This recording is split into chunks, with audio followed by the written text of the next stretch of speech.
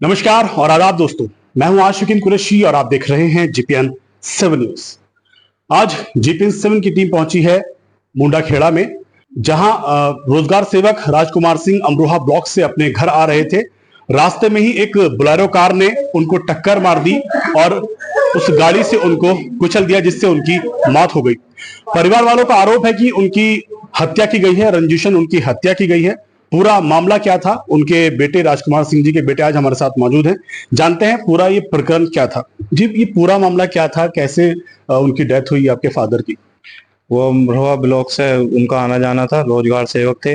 तो वो आ रहे थे भेड़ा भरत अड्डा जो है उसके पास में ही वो स्कूटी लेकर आ रहे थे। तो पीछे से एक बोलेरो गाड़ी आई जिसने टक्कर मारी। पहले तो गिराया गया हल्की सी टक्कर मारकर, और फिर उसके बाद 2 बार उनको कुचला गया उससे। उस कुचलने से उनकी डेथ हो गई वो हॉस्पिटल में जाके।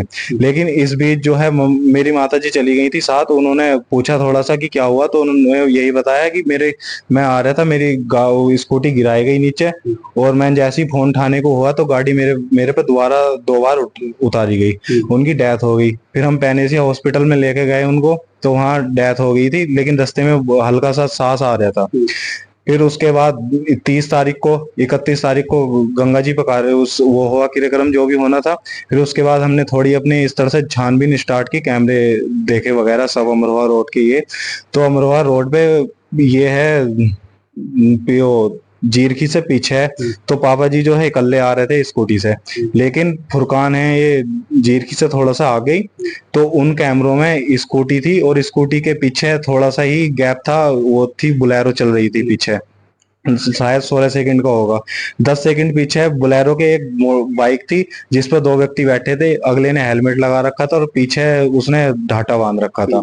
और यही क्रम लगातार चलता रहा और वो एक्सीडेंट करके निकल गए। फिर बेहड़ा को होते हुए बेहड़ा पे वो लग रहे हैं प्लांट पे कैमरे। उस कैमरों में देखा तो उसमें भी यही था। वो ऐसे ही सीधे चलते गए फिर भटपुरा हट्टी पर उसके पास पहुंचे। भटपुरा हट्टी पर बाइक जो है आगे हो गई, पता नहीं कैसे हुई। वो रुके और उन्होंने गाड़ी को इशारा किया, गाड़ी आगे चली गई। उन्होंने 2 बियर ली, उसकी वीडियो मेरे पास मौजूद है, हर तरीके के सब सबूत मेरे पास हैं। तो वो आगे चले गए। आगे जाने के बाद एक कैमरा है भटपुरे में ही, दूसरा है मतलब वो हट्टी वाला, और भटपुरे हट्टी के बीच के 2 कैमरों के बीच वो व्यक्ति जो पीछे बैठा था बाइक पे और गाड़ी वाला, ये आपस में चेंज हो गए दोनों। जो व्यक्ति अब दूसरा नया बाइक पाया उसकी हमने पहचान कर ली, वो गाँव के वीरेंद्र सिंह है जो पूर्व प्रधान है। वो भी फोटो हैंगे, बिल्कुल क्लियर आ रहे हैं उसमें। अब हमने और भी कैमरे वगैरह सब करे, उन कैमरों की रिकॉर्ड वीडियो हर चीज हमारे पास है। अब हम 5 तारीख को थाने गए, नौगांव सादात। तो वहाँ इंस्पेक्टर साहब ने रिपोर्ट लिखने के लिए मना कर दिया। उन्होंने बोल दिया कि एक्सीडेंट का केस है, बस खाली एक्सीडेंट का लिखवाओ। हमने बोला कि हम आपको नाम दर्ज दे रहे हैं, फोटो दे रहे हैं, हर चीज दे रहे हैं। उन्होंने बोला नहीं, आपके कहने से थोड़ी होगा। वो हमें ऐसे ही बताने लगे उल्टा सीधा। हम वहां से आ गए, हम एसपी ऑफिस पहुंचे, एसपी साहब से मिले, वहां पेश हुआ मैं। उन्होंने भी कहा कि ठीक है हम इसकी जांच कराते हैं। उन्होंने 6 तारीख, 7 तारीख, 8 तारीख में कोई रिपोर्ट नहीं लिखी। फिर मैं 8 तारीख में सुबह अपनी मम्मी जी को लेकर वहाँ डीआईजी ऑफिस मुरादाबाद गया। उन्होंने वहां से आदेश किए कि मुकदमा पंजीकृत को। तो 8 तारीख को 5 बजे मेरे पास इंस्पेक्टर साहब का फोन आया कि आप थाने आ जाओ, आपको मुकदमा लिखा जाएगा। उन्होंने मुकदमा लिख लिया। लिखने के बाद 8 तारीख से और आज तक आज 12 तारीख हो गई है, कोई भी पुलिस किसी भी तरीके का एक भी सिपाही वहां दूसरी साइड जो वीरेंद्र सिंह है उनके घर कोई दबिश किसी प्रकार का कुछ उनसे पूछताछ कुछ नहीं हुई है। बस मेरे पास 8 तारीख को रात के 12 बजे तो आए थे वो कि घटना स्थल पर चलो, मुझे इकल्ला बुला रहे थे कि वहां आओ। मैंने मना कर दिया था। तो फिर इंस्पेक्टर साहब की गाड़ी आई, वो ही लेके गई। वहां उन्होंने थोड़ा मौका मुआयना किया, एक नक्शा सा बनाया बस, और मुझे फिर घर छोड़ गए। उसके बाद कल 11 तारीख में आए मेरी मम्मी का बयान लेने, और उसमें भी गुमराह करने की कोशिश की जा रही थी कि ये तोड़ मरोड़ के पेश किया जा रहा था कि ऐसा है, वो कहाँ थे। हमसे इस तरह की छानबीन की जा रही है जैसे कि हम खुद अपराधी हों, और अपराधियों के पास वो किसी तरह की छानबीन करने नहीं जा रहे।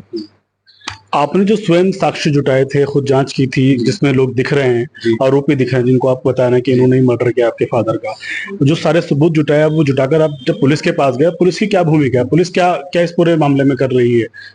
पुलिस सर कुछ नहीं कर रही है। हमने फोटो दिखाए, मैंने कल भी उनसे यही पूछा कि जब हम फोटो दे रहे हैं, हर चीज दे रहे हैं, तो आप क्यों नहीं करते। तो उन्होंने बोला कि आपके स्तर से, आपकी तरह जांच नहीं होगी, हम अपने स्तर से करेंगे, क्या होगा क्या नहीं वो हम बताएंगे आपको। आप अभी 2 दिन, 1 2 3 दिन हुए हैं, अभी हम देखेंगे। मैंने उनसे बोला कि मैं तो आपके पास 5 दिन आया था, तो बोले 4 दिन आपने ले लिए, 6 दिन हमारे हो गए, कोई दिक्कत नहीं है, और 1 2 दिन में देखेंगे क्या होता है। हमारे न्यूज चैनल के माध्यम से पुलिस प्रशासन से क्या अपील करना चाहेंगे? पुलिस प्रशासन से मैं यही अपील करना चाहता हूँ, जांच जल्द से जल्द की जाए और दोषियों को सजा दी जाए।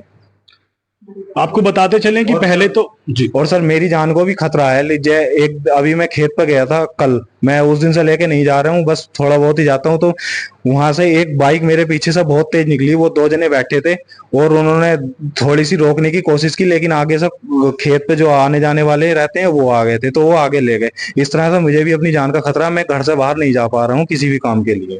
चलिए देखिए, जैसा कि इन्होंने बताया कि परिवार वालों की जान को भी लगातार खतरा बना हुआ है, और जैसा कि इनका आरोप है कि पुलिस नगावा सादात पुलिस पहले तो मुकदमा दर्ज ही नहीं कर रही थी, लेकिन पुलिस अधीक्षक और डीआईजी मुरादाबाद के हस्तक्षेप के बाद इस पूरे मामले में मुकदमा दर्ज किया गया है। लेकिन अभी तक पुलिस आरोपियों के खिलाफ कोई सख्त कदम उठाने में पूरी तरह से नाकामयाब है, और जैसा कि परिजन आपको बता रहे हैं कि पुलिस आरोपियों के खिलाफ कोई दबिश नहीं दे रही है, और अब तक किसी को भी पुलिस ने गिरफ्तार नहीं किया है। पुलिस प्रशासन से इन परिवार परिजनों ने मांग की है कि आरोपियों के खिलाफ सख्त से सख्त कार्रवाई अमल में ली जाए।